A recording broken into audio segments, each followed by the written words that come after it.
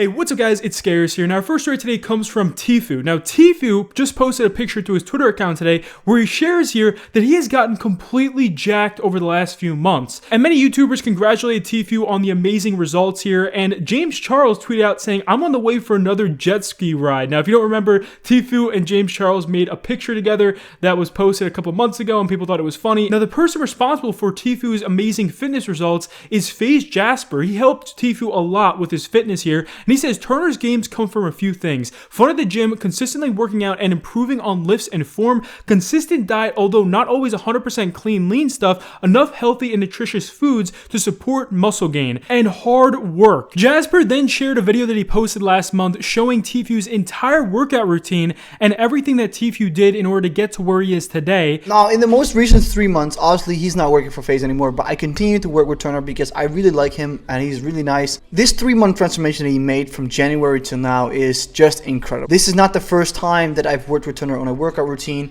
and this is definitely the best result that we've got. And I wanted to go over it in this video because I want you, the viewers, to see that nothing comes easily, and sometimes it's just a little bit of tweaking and working out different things that you really like for the result to come. From January to the end of March, he made a very impressive transformation. Now our next story today comes from Twitch. So Twitch has just been sued this week for $25 million for suggestive streamers like Alinity, Pokimane, and many other well-known female streamers that I'm sure you guys have watched before. Okay, so this guy claims that he's a sex addict and that Twitch only makes his condition worse because of all the thumbnails of these girls on their streams, and it's making him have to follow these girls and donate and subscribe to them. And this guy goes on to list a lot of female streamers here. You guys have probably watched these streamers' streams before, and he's listing all of them in this lawsuit here. Now the thing is he is asking Twitch to permanently ban all of these streamers, and he's also asking for $25 million here, which is absolutely insane for many people who are looking at this lawsuit. Christy responds to this saying, "I'm on the list and I don't even stream.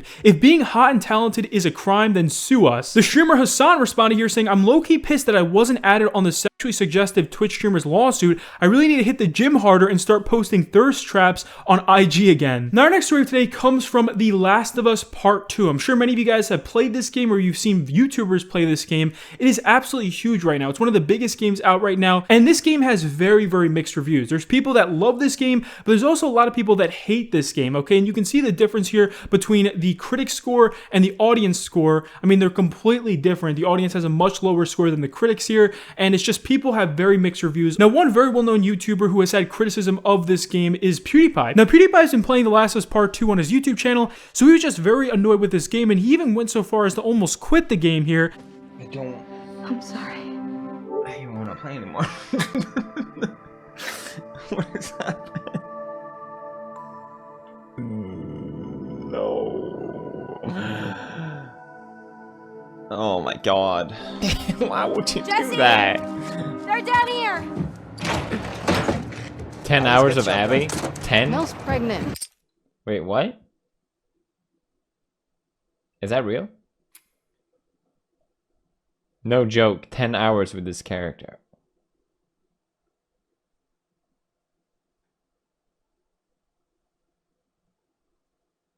Yes, it's real. Yes. You're gonna play the next 10 hours.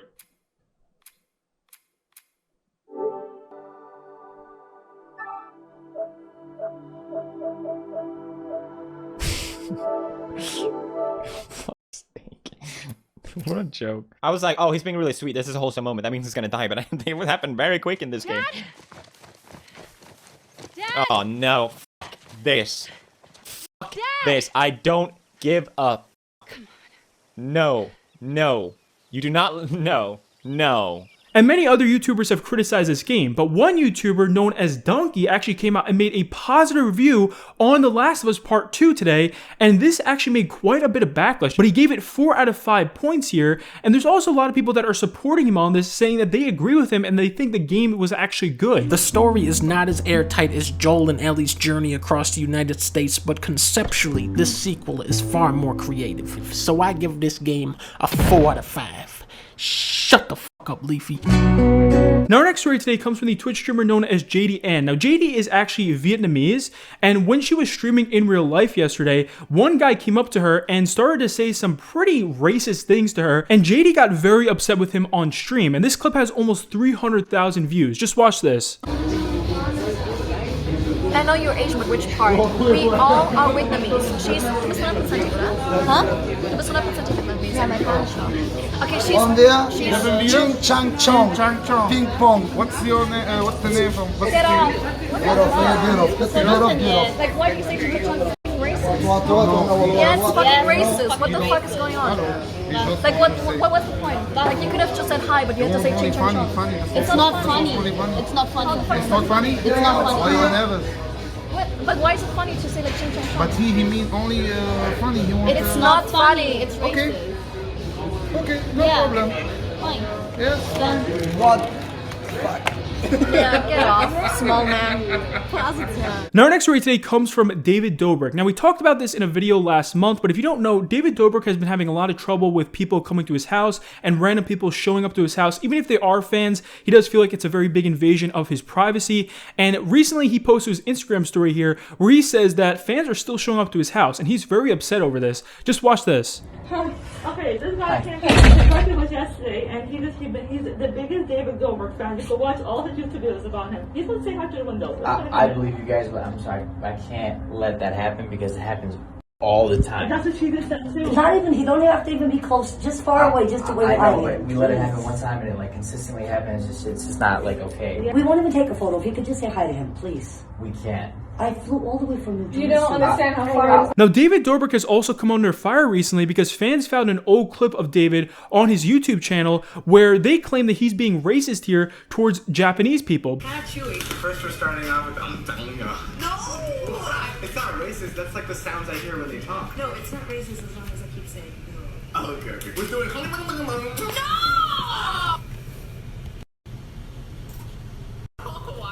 Oh, look at the Japanese food. We're trying.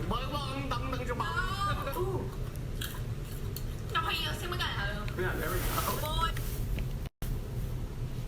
And actually, this TikTok has almost 300,000 views. I mean, people are very upset with David over this. Now, our next story today is a huge follow-up to the Mixer story that happened a couple days ago. If you don't know what happened here, Mixer ended up shutting down. It closed down for good, and they are now partnering with Facebook. Now, obviously, this left a lot of Mixer streamers in the dust. So one of these streamers is known as FoxyZilla, and she was banned on Twitch 4 years ago, and she ended up going to Mixer. But now that Mixer has gotten shut down, she is extremely scared for where she's going to be when it comes to streaming. She tweeted out saying, "Please hear me, Twitch. Please, I need you. Please reply to my appeals. I was banned unjustly years ago. Someone else mass subscribed to my channel with stolen cards. Please make this right. Please hear me. My voice is weak. I am broken. I have nothing else." She then posted here saying, "Not easy to post. I'm a mess. I've cried for days. I've been banned for years, Twitch, and now I've lost my home on Mixer. I've lost everything. I am human. Please see me as human. Please make this right. I have nothing left." And this clip has over 500,000 views on Twitter. Just watch this. So obviously I'm a mess right now. I couldn't even speak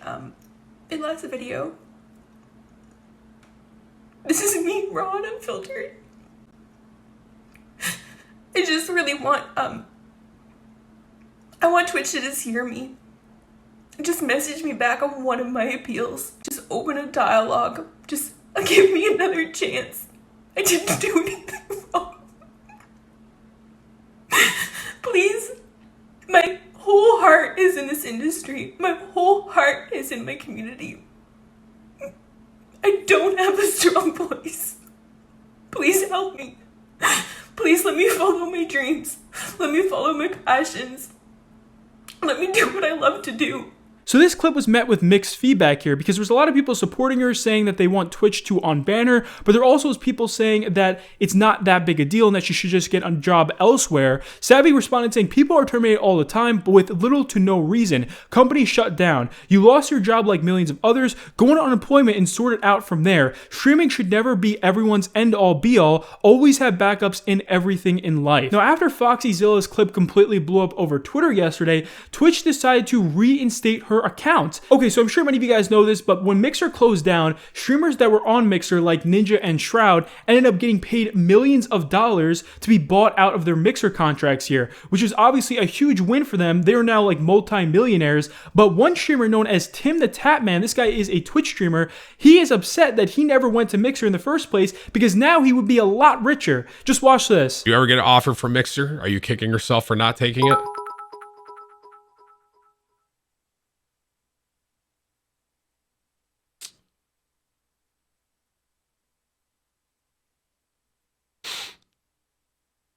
I'll let you imagine.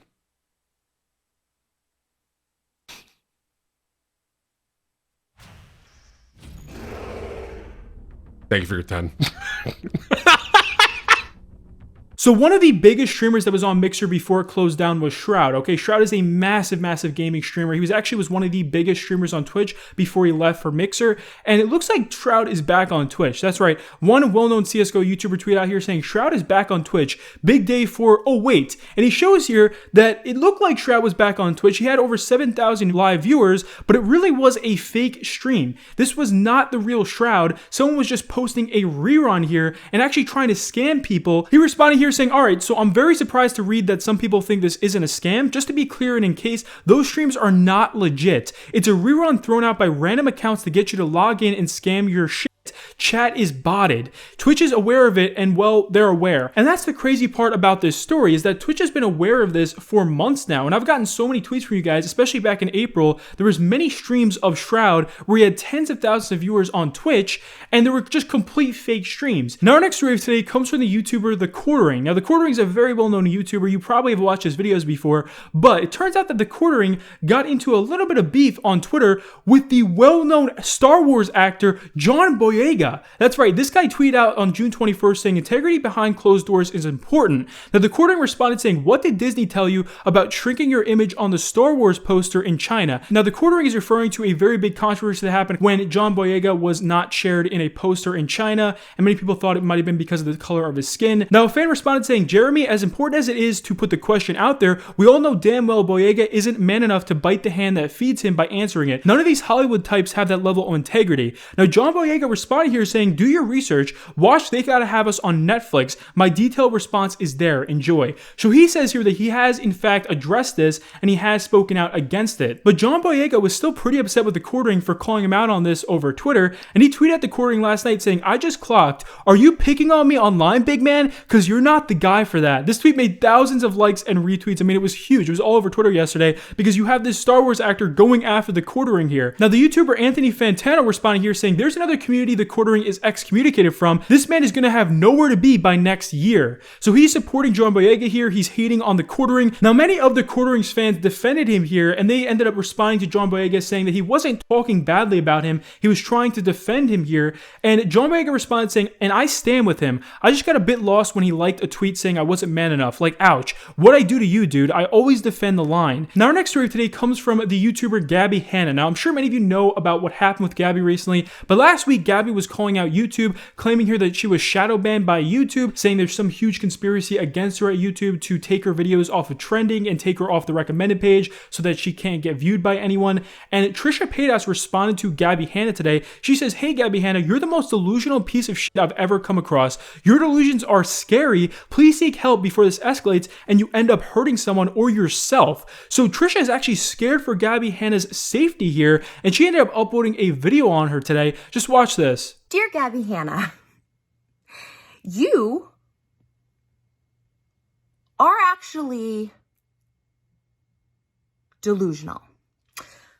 I wanted to give you the benefit of the doubt, and I was trying so hard even last week when I saw you, what looked to be going and saying, not defending yourself, constantly battling every single hate comment you got on Twitter for 48 hours straight.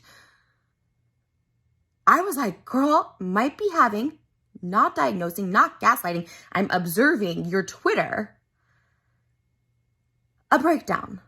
And I was advising you, said it your name, and to everyone else, I'm like, I feel bad. I know what it's like to be pushed to the point of having a mental breakdown. Now, our next story today comes from Kemstar from Drama Alert. So if you don't know, recently Kemstar has been embroiled in a very serious lawsuit between him and another well-known personality on social media known as Romeo Lacosta. Now, he ended up suing Kemstar for $3.5 million.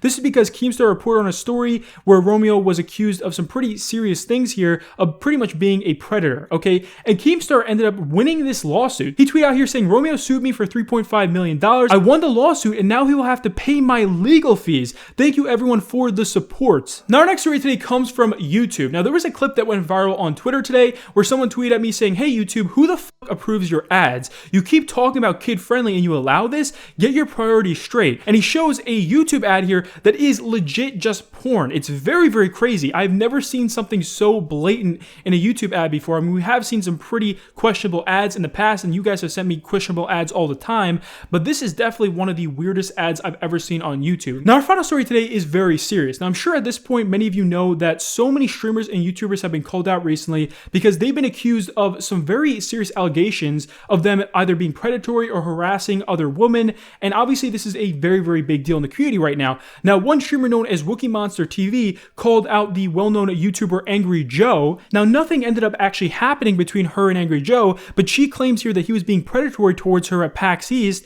and that he was trying to coerce her into doing things with her. So AngryJoe responded here today and he posted a massive response here, and Joe says here these are completely false allegations and that he never tried to coerce her into doing anything and he never even suggested doing anything with her. Joe then said here that this is now a serious legal matter. On the advice of my attorneys, all my future statements about this will be through the legal process. My lawyers are sending this person a cease and desist letter. Of course she is free to express her opinions about me all she wants. What she is not allowed to do is lie about me or defame me to the public and suggest that I am a predator when I am not. If her defamation continues, I will be forced to take further legal action. Now another massive YouTuber who had allegations pressed against him recently is known as the Syndicate Project. He is a massive YouTuber and streamer, and he ended up having some pretty serious accusations lifted against him from another well-known streamer known as the Zombie Unicorn. Now she ended up saying here that he had did some pretty awful things to her, and he ended up responding today with a massive response here. He claims here that it was completely consensual, and he says, I understand that asserting my innocence will be difficult for some,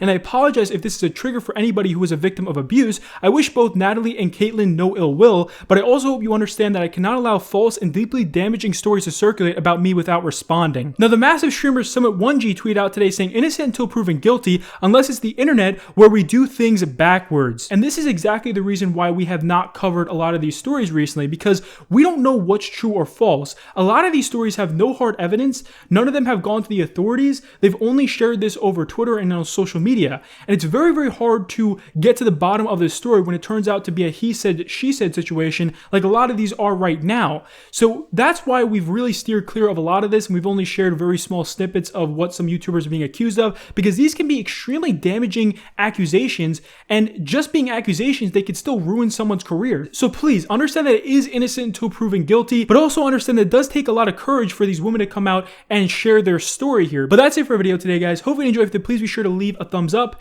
and I'll see you later. Peace.